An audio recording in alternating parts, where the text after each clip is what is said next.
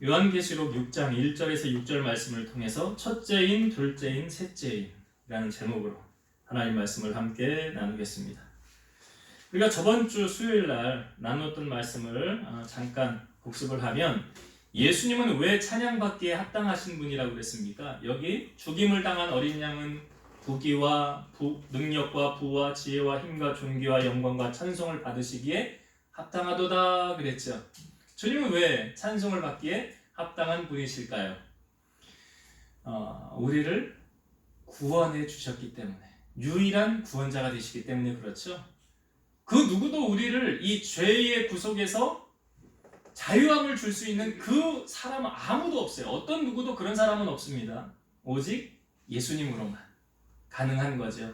그래서 예수님만이 찬양을 받기에 합당하시도다. 그래서 빌립보서 2장에 보면 모든 입으로 예수 그리스도를 주라 시인하여 하나님 아버지께 영광을 돌리게 하셨느니라. 그래서 주님은 찬양받기에 합당하시다라고 말하고 있고요. 나눴던 저번 주에 첫 번째 내가 그거였고, 두 번째가 왜 여기 직접적으로 5장의 주제 찬송을 받으시는 분은 예수님이잖아요. 근데 왜 예수님이라는 표현을 하지 않고 어린 양이다 라고 표현했을까? 그래서 우리가 그 유래에 대해서 찾아보았죠. 출애굽기의 말씀에 이스라엘 백성들이 마지막 10번째 재앙을 행하기 전에 유월절이라는 걸 행하였죠. 그래서 그 양을 잡아서 그 양의 피를 그 문 임방과 좌우설주에 발랐을 때 죽음의 영이 그 피를 보니까 그냥 지나가게 되었고, 그래서 이스라엘 백성들 가운데 죽은 사람은 한 사람도 없었죠. 그러나 애굽의 처음 난 장자와 처음 난 가축들은 다 죽임을 당하게 되었더라. 그래서 여기 왜 예수님을 그때 유월절에 그 어린 양, 그 어린 양이 예표한 것이 예수님이다. 그렇기 때문에 이 유월절의 어린 양의 피가 우리를 구원했다. 그들을 사망에서 건져냈던 것처럼 오늘날 우리의 모든 죄악을 어린 양 되신 예수님이 짊어지시고 우리를 회복해 주셨다. 우리를 살리셨다. 그렇기 때문에 예수님을 어린 양이다 라고 표현을 하고 있는 거예요. 그래서 누가 왜 예수님을 어린 양이라고 그러냐? 세례 요한도 그랬죠. 보라 세상 죄를 지고 가는 하나님의 어린 양이로다. 그런 표현. 왜 어린 양으로 했냐? 우리 대신 죽으셔야만 했기 때문에 그렇다. 피 흘리고 죽으셔서 우리를 사해 주시기 위한 속죄 제물이 되셨기 때문에 어린 양이다. 그러니까 이제 이 정도는 알아야 크리스찬이 설명을 해줄 수 있는 거예요. 자, 오늘 말씀에 보면 이제 드디어 하나님의 보좌의 옆에 오른손에 쥐고 있었던 그 두루마리를 누가 뗐다고 그랬어요? 예수님이 뗐다고 그랬죠. 자, 예수님께서 이제 그 두루마리를 떼셨어요. 그 7인으로 되어져 있는 두루마리를 떼셨는데 오늘은 첫째인과 둘째인, 셋째인에 대해서 우리가 살펴보고 함께 은혜를 나누고자 합니다. 자, 오늘 본문의 말씀을 다시 한번 나눠서 좀 볼게요. 1절과 2절 말씀 다시 보겠습니다. 1절, 2절에 첫째인에 대해서 설명을 하고 있는데 제가 볼게요. 내가 보매 어린 양이 7인 중에 하나를 떼시는데, 여기 어린 양 누군지 아시죠? 예수님만이 그걸 뗄 수 있다고 그랬어요. 예수님이 지금 7인 중에 하나를 떼시는데, 그때 내가 들으니 네 생물 중에 하나가 우레소리같이 말하되 오라 하기로, 이에 내가 보니 흰 말이 있는데 그 탄자가 활을 가졌고 면류관을 받고 나아가서 이기고 또 이기려고 하더라. 자, 이제 첫째인을 딱 뗐어요. 근데 거기에 이제 뭐가 등장을 합니까? 2절에 보니까 여기 내가 보니 뭐가 나타났어요? 흰 말이 나타났더라. 흰 말이 나타났는데 그 탄자가, 그 흰 말을 탄 자가 활을 가졌대요. 그리고 면류관을 받고, 그리고 그가 나아가서 이기고 또 이기려고 하더라 라고 우리에게 보여주고 있어요. 여러분, 흰 말이라는 것은 승리와 정복을 상징하는 겁니다. 승리와 정복을 상징한다. 그리고 여기 면류관을 받고 그랬죠.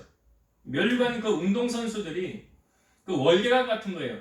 이제 경기에서 마지막으로 승리한 자에게 스테파노스라고 해서 그 면류관, 월계관 같은 걸 씌워줍니다. 그러니까 흰 말을 타고 이 월계관을 쓰고 있다는 것은 어떤 의미를 주고 있습니까? 승리자, 정복자라는 의미죠. 그러면 여기서 흰 말을 탄 사람은 누구를 상징할까요? 예수님? 예수님이라고 할 수 없는 이유는 뭐냐면 예수님이 지금 인을 뗐지요. 예수님이 이를 뗐어요. 그리고 그 네 생물 중에 하나가 오라 했는데 바로 흰말을 탄 자가 나타났다는 거예요. 그러면 여기 네 생물을 이렇게 하나님 보좌 우편에 있는 그 네 생물 천사 상징한다고 그랬죠? 그 천사가 오라 했는데 예수님이 거기서 흰말을 타고 등장할 수는 없는 거잖아요. 예수님 아니에요. 많은 사람들이 오해해서 이거 그리스도가 아닌가 예수님이 아닌가 하는데 아닙니다. 예수님 아니고요. 당시의 시대적인 상황이 지금 어떤 상황이라고 그랬어요? 크리스찬들이 이 도미티안으로부터 박해를 받고 있다고 그랬죠. 그래서 야, 네가 믿는 예수가 너의 주인이 아니라 이 로마의 황제가 너의 주인이야 라고 고백해. 그러면 너 죽지 않고 살 수 있어. 너 편하게 보장받을 수 있어. 근데 크리스찬들이 이걸 배신을 해요, 안 해요? 주님을? 안 하잖아요. 안 해요. 그러니까 이 상징적으로 보면 당시의 시대적인 상황을 놓고 볼 때 여기서 흰말을 탄 자는 로마 제국의 정복자. 로마 제국의 정복자. 시대적인 상황을 놓고 보면 지금 그러면 만약 그 당시에는 로마의 황제라고 도미티안이라고 상징했다고 한다면 오늘날로 풀면 로마 황제 죽었잖아요. 그렇죠? 오늘날로 풀면 자, 이 2절에 나오는 이 사람이 흰 말을 타고 면류관을 하고 여기 활을 가졌다고 그랬죠. 무기가 활을 가졌어요. 그리고 이기고 또 이기려고 하더라. 이기고 또 이기려고 하더라 라는 건 이겼다는 거예요? 안 이겼다는 거예요? 못 이겼다는 거예요? 아직 못 이겼다는 거잖아요. 이긴 것처럼 보이는데 아직 못 이긴 거예요. 그러니까 이걸 오늘날로 풀면 그 당시 로마에서 박해를 받는 이들에게는 도미티안 황제를 상징적으로 비유할 수 있겠지만 오늘날 우리에게 적용할 때 이것은 장차 주님을 대적하고 이기려고 하는 적그리스도, 이단의 세력들. 여기 예수님하고 다른 부분을 우리가 좀 보면 이 사람은 무기를 가졌는데 뭘 가졌다고 합니까? 손에 활을 가졌다고 그랬어요. 여러분 그리스의 여신 가운데 아폴로라는 신이 있어요. 이 아폴로 신이 등장을 할 때 손에 뭘 갖고 있냐면 활을 가지고 있습니다. 그런데 여러분 성경 어디에도요 예수님이 활을 가지고 나타난 적이 있을까요? 없을까요? 예수님이 활을 든 것을 봤다. 그런 적 없어요. 예수님의 무기는 뭘로 우리에게 보여주고 있습니까? 자, 뒷부분으로 좀 넘기셔서 계시록 19장을 한번 찾아보세요. 계시록 19장. 이게 지금 여기 첫째 인에 나오는 사람과 예수님을 비교해서 우리에게 보여주는 말씀이에요. 자, 요한계시록 19장 11절부터 볼게요. 자, 요한계시록 19장 11절부터 제가 쭉 읽어볼게요. 19장 11절부터 또 내가 하늘이 열린 것을 보니 보라 백마와 그것을 탄 자가 있으니 흰말 또 그것을 탄 자가 있으니 그 이름은 충신과 진실이라. 그가 공의로 심판하여 싸우더라. 그 눈은 불꽃 같고 그 머리에는 많은 관들이 있고 또 이름 쓴 것이 하나가 있으니 자기밖에 아는 자가 없고 또 그가 피 뿌린 옷을 입었는데 그 이름은 하나님의 말씀이라 칭하더라. 하늘에 있는 군대들이 희고 깨끗한 세마포 옷을 입고 백마를 타고 그를 따르더라. 이 하늘에 있는 군대들이 그 백마 탄 사람을 지금 따르더라 라고 말하고 있죠. 15절. 그의 입에서 예리한 검이 나오니 그것으로 만국을 치겠고 친히 그것을 철장으로 다스리며 또 친히 하나님 곧 전능하신 이의 맹렬한 진노의 포도주 틀을 밟겠고 그 옷과 그 다리에 이름을 쓴 것이 있으니 만왕의 왕이요 만주의 주라 하였더라. 여기 흰 백마를 타고 등장하는 만왕의 왕, 만주의 주 누구를 뜻하죠?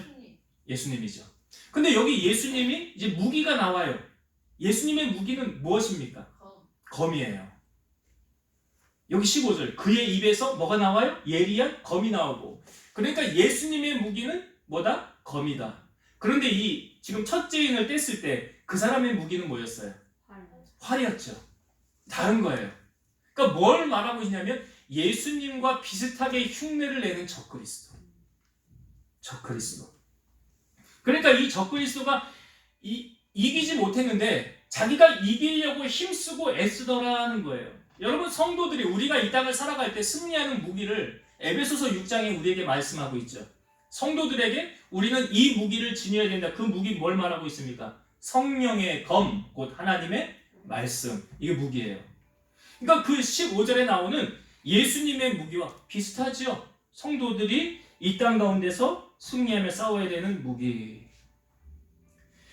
그러니까 분명히 우리가 첫째 인을 뗐을 때, 이 흰 말을 탄 사람은 예수님을 흉내내는, 예수님과 비슷한 흉내를 내고 정복자인 척, 자기가 모든 것을 이기려고 힘쓰고 애쓰는 그러한 무리구나. 당시의 로마 시대 배경으로 보면 유대인들이 딱 봤을 때, 이건 도미티안이구나. 이렇게 시대적인 배경으로, 그 백마탄자, 활탄자, 그 사람이구나. 오늘날로 우리가 적용을 할 때 예수님의 흉내를 내려고 하는 적그리스도, 이단의 세력들, 그걸 말하는 거예요. 이게 첫째인에 등장하는 흰 말을 탄 사람. 자, 그러면 이제 3절과 4절, 다시 오늘 본문의 요한계시록 6장 3절과 4절을 보도록 하겠습니다. 둘째 인을 떼실 때에 내가 들으니 둘째 생물이 말하되 오라 하니 이에 다른 붉은 말이 나오더라. 그 탄 자가 허락을 받아 땅에서 화평을 제하여 버리며 서로 죽이게 하고 또 큰 칼을 받았더라. 둘째 인을 떼는데 오라 하니까 뭐가 나왔어요? 붉은 말이 나왔더라. 붉은 말. 자, 여러분, 붉은색은 뭘 상징하냐면 피를 상징하는 거예요. 피. 그러니까 여기 둘째 이인을 뗐을 때 붉은 말을 받아서 나오는 사람이, 자 보세요. 그 탄자가 허락을 받아 어떤 일을 했는가 보세요. 4절에 다시 봅니다. 이에 다른 붉은 말이 나오더라. 그 탄자가 허락을 받아 땅에서 화평을 제하여 버리며 서로 죽이게 하고 또 큰 칼을 받았더라. 화평을 제하여 버리며 서로 죽이게 했더라. 또 큰 칼을 받았더라. 화평은 이제 화목한 거, 평화한 거, 그런 거잖아요. 근데 그것을 없애버렸다는 거예요. 그 평화를 없애버렸다. 그러니까 나타나는 현상이 뭡니까? 분쟁, 시기, 질투. 서로 물고 뜯어먹고 서로 뭐 하는 거예요? 망하게 하는 거. 서로 망하게 하는 거. 그래서 서로 어떻게 했대요? 죽이게 하고 그랬잖아요. 서로 물고 뜯고 싸우고 서로 죽이게 하였더라. 이게 이제 두 번째 인을 뗐을 때 붉은 말을 탄 사람이 한 행동. 이게 둘째 인을 뗐을 때예요. 제가 이 부분 이제 좀 이따가 간단하게 설명을 드리고 다시 한번 이 부분 은혜를 나눌 거예요. 자, 그 다음에 세 번째 인 5절과 6절을 볼게요. 셋째 인을 떼실 때에 내가 들으니 셋째 생물이 말하되 오라 하기로 내가 보니 검은 말이 나오는데 그 탄 자가 손에 저울을 가졌더라. 내가 네 생물 사이로부터 나는 듯한 음성을 들으니 이르되 한 데나리온의 밀 한 대요 한 데나리온의 보리 석 대로다. 또 감람류와 포도주는 해치지 말라 하더라. 여기 셋째 인을 떼서 나오라 그랬더니 뭐가 나왔대요? 검은 말이 나왔더라. 검은 말이 나왔더라. 그런데 이 검은색 말을 탄 사람이 손에 뭘 가졌대요? 저울을 가졌더라. 그러니까 이 검은색 상징하는 건 뭐냐면 슬픔과 기근이에요. 슬픔과 기근. 저울은 잘 아시지만 무게를 재는 기구잖아요. 무게를 재는 기구. 그러니까 전쟁 후에 이 식량을 저울에 달아서 배급하는 절박한 기로의 상황을 보여주는 거예요. 여기 6절에 보니까 한 데나리온의 밀 한 대요 또 한 데나리온의 보리 석 대로다. 그러니까 당시의 경제적인 개념이 어떠했느냐 우리가 좀 알아야 돼. 이 말씀이 해석이 되는데요. 보통의 시세, 여기 한 데나리온이라고 한다면 장정 한 사람이 일해서 얻는 품삯이잖아요. 그 한 사람의 데나리온으로 당시에 밀을 여기 한 대 샀다고 그랬는데 당시의 경제적인 개념으로는 보통 16대를 살 수 있었대요. 한 데나리온으로. 16대를 살 수 있는 그 데나리온이 그 한 데나리온이 밀 한 대밖에 사지 못했더라라는 거예요. 무엇을 말해주고 있습니까? 물건이 귀하다. 물건이 풍기해. 금이 왜 귀합니까? 흔하지 않으니까 귀한 거 아니에요? 그러니까 물건이 귀하다. 우리가 농작물을 했을 때 예를 들어서 김장을 담가야 되는데 그해 배추가 쫄딱 망했어요. 다. 그럼 배추값 올라요? 안 올라요? 올라요. 그런 원리예요. 인플레이션이 그러니까 돈의 가치는 지금 내려가는 거예요. 돈의 가치는 내려가고 이 물가는 상승하는 거예요. 그러니까 돈 10,000원? 참 쓸 거 없네. 예. 예전에 뭐 물가가 오르지 않았을 때는 10,000원으로 여러 가지 장을 다 10,000원으로도 다 볼 수 있는 그런 시대가 있었는데 이 물가가 상승하면서 물건이 귀해지면서 돈의 가치가 하락한 거예요. 지금 우크라이나하고 러시아하고 전쟁하고 있잖아요. 그 전쟁의 여파가 우리에게 있습니까? 없습니까? 있죠. 밀가루가 귀하대요. 식용유가 귀하대요. 뿐만 아니라 자원, 경유, 석유, 천연 화학가스 이런 것들을 다 수입해서 우리가 쓰고 있는데 그 전쟁의 여파로 우리가 지금 그런 것을 맞이하고 있잖아요. 겪게 되고 있는 거잖아요. 여기 6절 마지막 부분 보면 감람유와 포도주는 해치지 말라 하더라. 이 감람유와 포도주, 이 감람유, 그러니까 이 앞부분에 보면 성경에 이제 이걸 그냥 기름으로 표현을 많이 합니다. 그러니까 기름과 포도주는 그 이스라엘 백성들에게 삶에 있어서 이것은 없어서는 안 되는 꼭 필요한 도구예요. 꼭 필요한 거예요. 그러니까 일상생활의 필수품이라는 거죠. 그 여기 필수품에 감람유와 포도주는 해치지 말라라고 말하고 있죠. 지금 기근의 피해가 심각하여 중대되고 있긴 하나 본격적인 재앙은 아니다. 아직 아니다라고 이 감람유와 포도주를 통해 만약에 이것까지 없고 구하기 힘들다고 한다면 그거는 정말 심각한 기근이라 할 수 있겠죠. 그러나 아직 그런 기근의 마지막은 아니다라는 것을 보여주는 거예요. 아무튼 셋째 말, 검은 말이 우리에게 보여주는 것은 기근, 어려움, 경제적인 어려움 그것을 보여주는 것입니다. 그래서 오늘 이 1절에서 6절의 말씀을 통해서 저에게 주신 은혜 한 세 가지 이 첫째인, 둘째인, 셋째인을 통해서 주시는 메시지 함께 잠깐 나누고자 합니다. 첫 번째는 말세를 사는 그리스도인의 생활 자세가 어떠해야 되는가. 제가 왜 이 말씀을 드리냐면 이 첫 번째 등장하는 흰 말을 타고 온 사람이 있죠. 이 흰 말을 탄 사람이 활을 가졌고 월계관을 썼어요. 자칫하면 잘 분별을 못하면 누구라고 생각하겠어요? 예수님이에요. 예수님이네? 그러니까 뭘 말하고 있냐면 이 흰 말을 타고 오는 이 사람은 예수님을 흉내내고 가장하는, 그래서 소위 크리스찬이라고 하는 믿는 자를 넘어뜨리려고 하는 세력들. 오늘날 이 적그리스도예요. 자, 예수님께서 이 적그리스도에 대해서 이미 우리에게 경고를 해주셨을까요? 안 해주셨을까요? 경고해 주셨어요.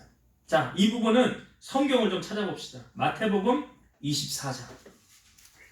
마태복음 24장을 한번 같이 보겠습니다. 좀 여러 부분의 말씀을 이제 봐야 되니까 마태복음 24장에 있는 여러 부분을 좀 보려고 그래요. 왜냐하면 마태복음 24장이 이 말세에 대한, 재난에 대한 그러한 예견을 예수님이 우리에게 해주신 거예요. 예수님께서. 자, 마태복음 24장 3절부터 보겠습니다. 3절부터 제가 먼저 쭉 볼게요. 예수께서 감람산 위에 앉으셨을 때에 제자들이 조용히 와서 이르되 우리에게 이르소서 어느 때에 이런 일이 있겠사오며 또 주의 임하심과 세상 끝에는 무슨 징조가 있으리이까. 예수께서 대답하여 이르시되 너희가 사람의 미혹을 받지 않도록 주의하라. 많은 사람이 내 이름으로 와서 이르되 나는 그리스도라 하여 많은 사람을 미혹하리라. 여기 보세요. 많은 사람이 예수 그리스도라는 이름으로 와서 자기가 뭐라는 거예요? 메시아라는 거예요. 자기가 그리스도라는 거예요. 그렇게 해서 많은 사람을 미혹하리라 그랬어요. 6절 난리와 난리 소문을 듣겠으나 너희는 삼가 두려워하지 말라. 이런 일이 있어야 하되 아직 끝은 아니니라. 민족이 민족을, 나라가 나라를 대적하여 일어나겠고 곳곳에 기근과 지진이 있으리니 이 모든 것은 재난의 시작이니라. 그러니까 재난이 시작되는 시점에 보니까 나라끼리 싸움을 하고 전쟁이 일어나고 곳곳에 밥을 먹지 못하는 기근과 지진이 있을 것이라. 예수님 말씀하신 거예요. 9절부터 봅니다. 그때 사람들이 너희를 환난에 넘겨주겠으며 너희를 죽이리니 너희가 내 이름 때문에 모든 민족에게 미움을 받으리라. 그때 많은 사람이 실족하게 되어 서로 잡아주고 서로 미워하겠으며 거짓 선지자가 많이 일어나 많은 사람을 미혹하겠으며. 여기 나오죠, 거짓 선지자. 저 그리스도예요. 예수님의 이름을 흉내내 자기가 메시아라고 하는 사람. 근데 그 미혹을 많은 사람들이 받겠다는 거예요. 12절. 불법이 성함으로 많은 사람의 사랑이 식어지리라. 그러나 끝까지 견디는 자는 구원을 얻으리라. 이 천국 복음이 모든 민족에게 증언되기 위하여 온 세상에 전파되리니 그제야 끝이 오리라. 그러니까 주님이 언제 오시느냐, 14절의 말씀. 모든 사람에게 복음이 증거되면 그때야 끝이 온다. 그럼 그때 주님이 오신다 라고 말씀하고 있죠. 자, 한 번 더 봅시다. 23절부터 볼게요. 23절부터. 그때 사람이 너희에게 말하되 보라 그리스도가 여기 있다 혹은 저기 있다 하여도 믿지 말라. 거짓 그리스도들과 거짓 선지자들이 일어나 큰 표적과 기사를 보여 할 수만 있으면 택하신 자들도 미혹하리라. 보라 내가 너희에게 미리 말하였노라. 그러면 사람들이 너희에게 말하되 보라 그리스도가 광야에 있다 하여도 나가지 말고 보라 골방에 있다 하여도 믿지 말라. 여기 예수님께서 많은 사람이 또 뭐예요? 내가 그리스도다라고 그런다는 거예요. 그러나 믿으래요? 믿지 말래요? 믿지 말아라. 믿지 말아라 라고 말하고 있어요. 자, 30절, 31절. 그때에 인자의 징조가 하늘에서 보이겠고 그때에 땅의 모든 족속들이 통곡하며 그들이 인자가 누구예요? 예수님. 구름을 타고 능력과 큰 영광으로 오는 것을 보리라. 그가 큰 나팔 소리와 함께 천사들을 보내리니 그들이 그의 택하신 자들을 하늘 이 끝에서 저 끝까지 사방에서 모으리라. 여기 분명히 예수님께서 구름 타고 오신다는 것을 우리에게 말씀해 주고 있는 거예요. 주님 하늘로 승천하셨지만 다시 분명히 재림하신다 라고 말씀하고 있어요. 자, 36절부터 또 봅니다. 36절부터. 그러나 그날과 그때는, 주님이 구름 타고 오실 그때는 아무도 모르나니 하늘의 천사들도 아들도 모르고 오직 아버지만 아시느니라. 노아의 때와 같이 인자의 임함도 그러하리라. 홍수 전에 노아가 방주에 들어가던 날까지 사람들이 먹고 마시고 장가들고 시집가고 있으면서 홍수가 나서 그들을 다 멸하기까지 깨닫지 못하였으니 인자의 임함도 이와 같으리라.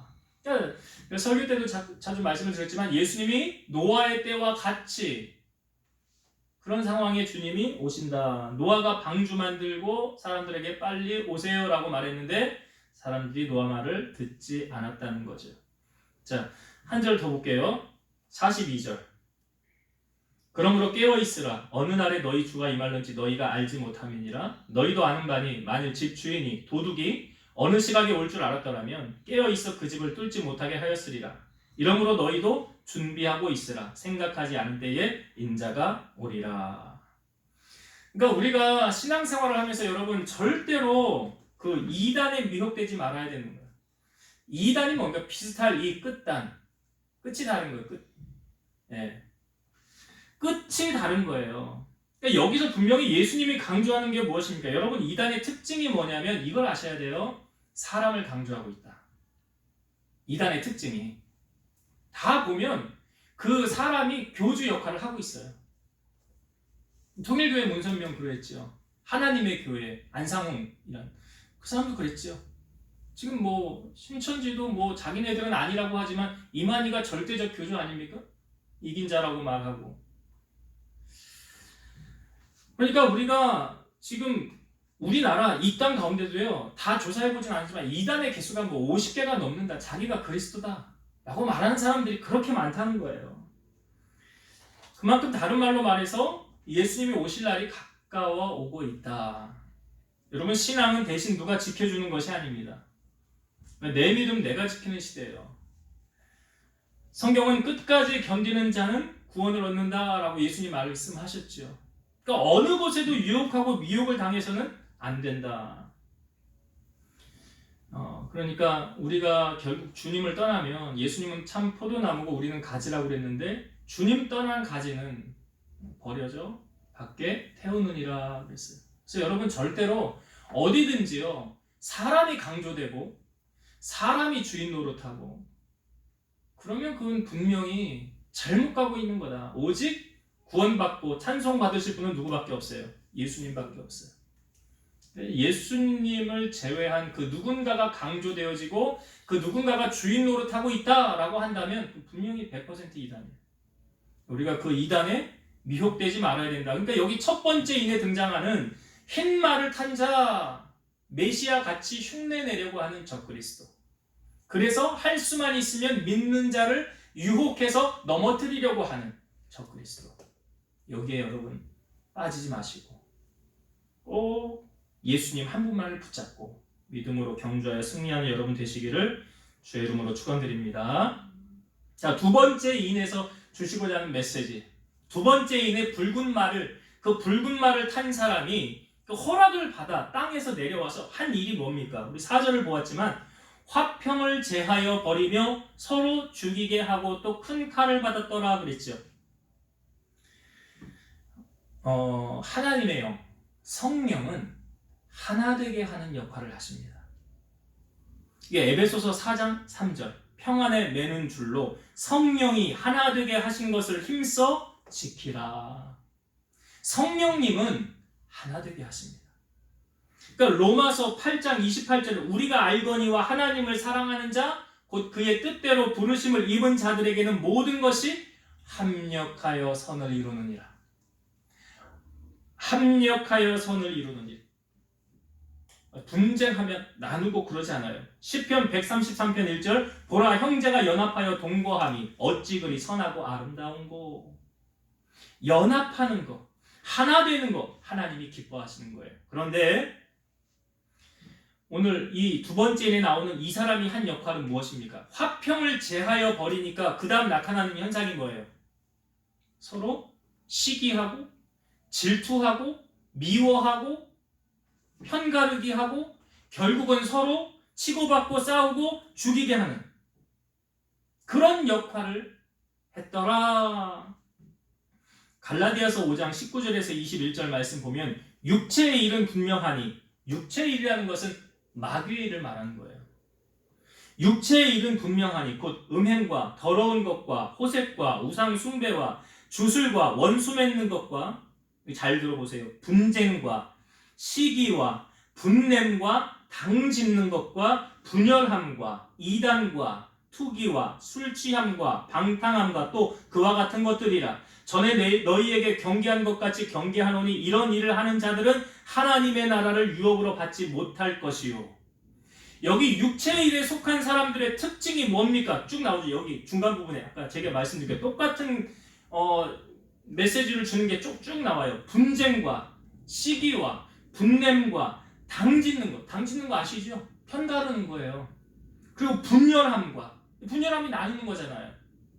그러니까 성령께서 하시는 일은 무엇이냐? 하나 되게 하는 역할. 서로 사랑하게 하는 역할. 화목하게 하는 역할. 평화롭게 하는 역할. 성령님이 하시는 거예요. 마귀가 하는 일은요. 이런 거예요. 서로 시기하게 하고 서로 분쟁하게 하고 서로 싸우게 만들고 서로 죽이게 만들고 서로 편가르고 분열하고 나누고 이건 다 마귀가 하는 일이에요. 둘째 인을 받은 사람이 지금 그런 일을 하는 거 아닙니까? 마태복음 18장 19절과 20절 진실로 다시 너희에게 이르노니 너희 중에 두 사람이 땅에서 합심하여 무엇이든지 구하면 하늘에 계신 내 아버지께서 그들을 위하여 이루게 하시리라. 두세 사람이 내 이름으로 모인 곳에는 나도 그들 중에 있느니라. 두 사람이 땅에서 합심하여 무엇이든지 구하면 하나님이 이루어주신대잖아요. 근데 둘조차도 하나가 안 돼. 마음이 갈려. 그러면 하나님이 거기 어떤 역사가 일어나겠습니까?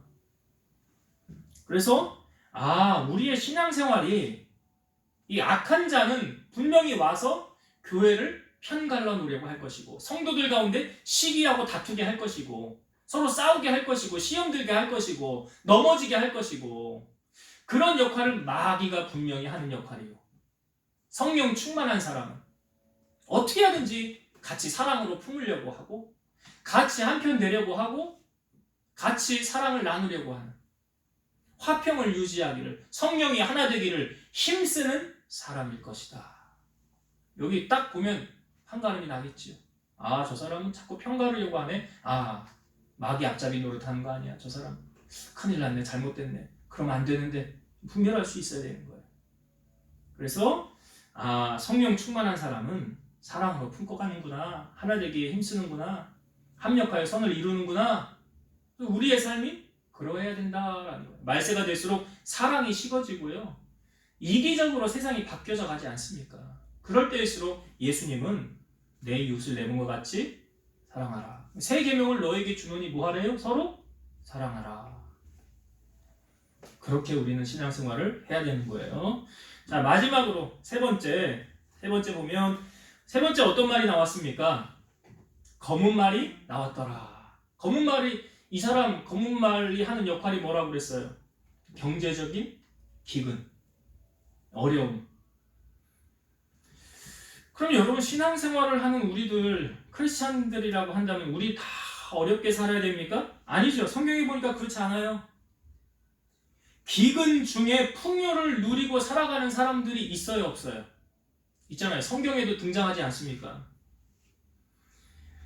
비와 바람을 주관하시는 분이 누구십니까? 하나님이시죠. 신명기 11장 14절, 여호와께서 너희의 땅에 이른 비, 늦은 비를 적당한 때에 내리시리니 너희가 곡식과 포도주와 기름을 얻을 것이요. 이른 비와 늦은 비는 내가 잘해서 내리는 게 아니라 하나님이 그냥 주셔야 되는 거예요. 에레미야 5장 24절, 또 너희 마음으로 우리에게 이른 비와 늦은 비를 때를 따라 주시며 우리를 위하여 추수 기한을 정하시는 우리 하나님 여호와를 경외하자. 이렇게 기록되어져 있어요. 누구를 경외하자? 하나님을. 그 하나님께서 하시는 일이 뭐라고요? 이른 비와 늦은 비를 주시고 우리를 위하여 추수의 기한을 정하여서 허락해 주시더라. 아브라함의 아들이 누굽니까? 이삭이 있었죠. 이삭이 그 흉년이 들었습니다. 그때 하나님께서 이삭에게 나타나셨어요. 이렇게 하나님 말씀하셨어요. 애굽으로 내려가지 말고 내가 너에게 지시하는 땅에 거주하라. 그러면 내가 너와 함께 있어 내게 복을 주고 내가 이 모든 땅을 너와 내 자손에게 주리라. 내 자손을 하늘의 별같이 번성하게 하며 이 모든 땅을 내 자손에게 주리니 내 자손으로 천하 만민이 복을 받으리라. 이는 아브라함이 내 말을 순종하고 내 명령과 내 계명과 내 율례와 내 법도를 지켰음이니라. 하나님 그렇게 아브라함에게 하셨던 그 약속을 지금 이삭에게도 하시겠다는 거예요. 근데 조건이 있었어요. 뭐라고요? 처음에 뭐라고 그랬습니까? 애굽으로 내려가지 말고 내가 너에게 지시한 땅에 거주하라. 세상으로 가는 거 아니에요. 하나님의 자녀들은 세상이 아무리 유혹이 있고 아무리 아름답게 보인다 할지라도 세상으로 가는 거 아니고 주님이 명령하시는 그 자리, 주님이 원하시는 그곳에 내가 거주해야 돼요. 그래야 하나님의 복을 우리가 누릴 수 있는 거예요. 그래서 이삭이 하나님이 내게 주신 그 말씀대로 순종했을까요? 안 했을까요? 순종했지요. 창세기 26장 12, 13절, 이삭이 그 땅에서 농사하여 그 해에 100배나 얻었고 여호와께서 복을 주심으로 그 사람이 창대하고 왕성하여 마침내 거부가 되었더라. 그래서 우리는 부자는 어디서 낸다고 그래요? 하늘에서. 하나님이 내시는 거예요. 그러니까 이삭이요, 거부가 되고 창대하고 왕성한 하나님의 축복을 받은 이유가 뭐라고요? 주신 말씀대로 순종하며 살았더라. 그러니까 우리가 아무리 힘들고 어려운 시대를 산다 하지만 이삭의 시대에도 기근이 있었지만 그 기근 중에서도 하나님이 주시는 복을 누리고 살았던 주인공들이 있어요, 없어요? 있어요. 성경에 등장하잖아요. 오늘날에도 그런 사람들이 있을까요, 없을까요? 있어요. 오늘날에도 있다고요. 그런 하나님의 축복. 그런데 당부를 드리고 싶은 것은 그런 축복을 받은 주인공이 누가 돼야 돼요? 그렇지. 할렐루야. 아멘. 할렐루야. 내가 돼야지. 남이 잘된 거 상관없잖아요. 그 사람이 하나님 증거하고 높이는 건 물론 할렐루야 아멘 하지만 객관적인 거고 내가 그런 은혜를 누려야 내가 간증도 하고 하나님도 높이고 전할 수 있는 거 아닙니까? 그래서 우리 성도님들이 이런 이삭이 받았던 놀라운 은혜와 축복이 여러분들의 축복이 되길 주의 이름으로 축원드립니다. 자, 이제 말씀을 정리하고 마치겠습니다. 오늘 우리가 첫째인, 둘째인, 셋째인 나누었어요. 주시고자 하는 각자의 메시지는 무엇입니까? 첫째인은 흰말을 탔는데 누구 흉내를 내요? 예수님이. 그죠? 여러분 절대로 사람에게 미혹되지 마세요. 뭐 어디 가서 성경 공부 잘 가르친다고 하더라, 뭐 공부를 해야 되겠더라. 당부를 드리고 싶은 것은 점검. 꼭 뭐 어디 가서 공부하고 싶으면 저한테 먼저 물어보세요. 왜냐하면 이 잘못된 영이 씌우잖아요. 그러면 분별을 못해요. 그래서 미혹의 영이라고 그러는 거예요. 이게 진리네. 나는 지금까지 신앙생활하면서 나 이런 거 못 들어봤는데 이거 진리인가 봐. 혹해서 빠져요. 그럼 나중에 헤어나와요? 못 나와요? 잘 못 나와요. 잘 못 나옵니다. 그래서 우리가 말세에 저 그리스도가, 예수님이 직접 말씀하셨잖아요. 내가 그리스도라고 말하는 소위 사람이 이렇게 주인이 되는, 절대로 거기에 미혹돼서는 안 돼요. 오직 우리는 예수 그리스도 한 분만을 바라보고 나아가야 된다. 그리고 두 번째 붉은 말이죠. 나오는 현상이 무엇입니까? 서로 분쟁하고 싸우고 치고받고. 이거 뭐냐면 너 죽고 나 죽자예요. 사실 마귀의 전략이 그거 아니에요? 마귀가 왜 믿는 자를 넘어뜨리려고 할까요? 그 마귀의 끝은 자기가 알아요. 자기 무적행에 들어가는 걸 압니다. 근데 나 혼자 가기 너무 억울하니까 안 믿는 사람은 그냥 내버려 둬도 자기가 가는 곳에 같이 가잖아요. 근데 믿는 자를 넘어뜨리려고 하는 거예요. 믿는 자를. 그래서 교회 안에도 뭐 사업장이든 뭐 어디든 내가 속한 곳이든 어디든 자꾸 싸움이 일어나고 분쟁이 일어나고 편을 갈라지고, 이거는 누가 하는 역할이에요? 네, 그거 아셔야 돼요. 분별하시라고요. 그건 마귀가 하는 거예요. 마귀가. 성령이 하시는 역할은 뭐예요? 서로 사랑하고 서로 위해주고 내 몸같이 사랑해주고, 이거는 성령 충만한 사람이 하는 역할이다. 그래서 여러분 분별하시고 우리는 어떻게 살아가야 되는가? 성령 충만한 자처럼 살아가야 된다. 마지막으로 세 번째, 검은 말 나왔죠? 온 땅의 기근, 어려움, 경제적인 어려움, 인플레이션, 물가 가치 상승하고 돈의 가치는 하락하게 만드는. 오늘날 돌아가는 시대도 가만히 보세요. 성경적으로 다 되어지고 있잖아요. 그러나 아직 세상의 끝은 아니다라는 거, 감람류와 포도주 해치지 말라라는 말 속에 아직 세상의 끝은 오지는 않았다. 그러나 중요한 것은 여러분 이 땅에 살면서 하나님의 자녀가 저는 정말 그런 일이 좀 일어났으면 좋겠는데, 우리 교인들 가운데 좀 부자들 좀 많았으면 좋겠어요. 저 솔직히. 예? 부자 되기 싫으세요? 아멘도 안 하시잖아. 부자들 좀 많이 여기서 났으면 좋겠어. 아니 교회가 복을 받으려면 누가 먼저 복을 받아야 돼요? 그렇죠. 성도들이 복을 받아야 교회가 세워지는 거 아니에요? 저는 제가 기도할 때 우리 교인들 한 사람 한 사람 이름 놓고 기도할 때 우리 그 집사님, 우리 권사님 쫄딱 좀 망해가지고 좀 정신 좀 차리게 해주세요. 제가 이렇게 기도하겠어요? 그렇게 기도한 적 한 번도 없어요. 하나님 좀 번성하고 좀 잘되고 좀 부유하게 해주시고 하나님 영광을 좀 높이게 해달라고. 저는 그렇게 기도하고 있는데 그 사람이 그 받을 만한 그릇이 되느냐? 때가 되면 하나님이 이루시겠지만. 그래서 여러분들이 잘 돼야 하나님이 기뻐하시고 하나님이 영광 높이는 거잖아요. 그러한 이삭과 같은 하나님의 은혜와 복이 우리 성도들 가정 가운데 충만하게 임하게 되기를 주의 이름으로 축원드립니다. 기도하시겠습니다. 살아서 역사하시는 하나님 감사합니다. 오늘 첫째인, 둘째인, 셋째인 그때였을 때 나타나는 현상들을 우리가 보고 은혜를 나누었습니다. 주님이 오실 날이 가까울수록 저 그리스도가 내가 그리스도다라고 미혹하면서 이적을 보이면서 믿는 자를 넘어뜨리려고 한다고 하였습니다. 우리 사랑하는 성도들 그 어떤 유혹에도 넘어가지 말게 하시고 끝까지 주님만을 잘 믿고 교회 중심으로 신앙생활 잘하여 다 천국에 입성할 수 있는 우리 성도들 되게 하여 주옵소서. 붉은 말은 서로 분쟁하고 싸우게 만든다고 하였습니다. 우리 주님께서 우리에게 주시는 그 마음은 사랑의 마음이고 용서의 마음이고 그 화평의 마음, 하나 되게 하는 마음이라고 하셨으니 분쟁이 떠나가게 하시고 서로 사랑으로 하나 되어 협력하여 선을 이루어가는 우리 성도들 되게 하여 주옵소서. 마지막까지 이 검은 말은 기근으로 인하여 우리를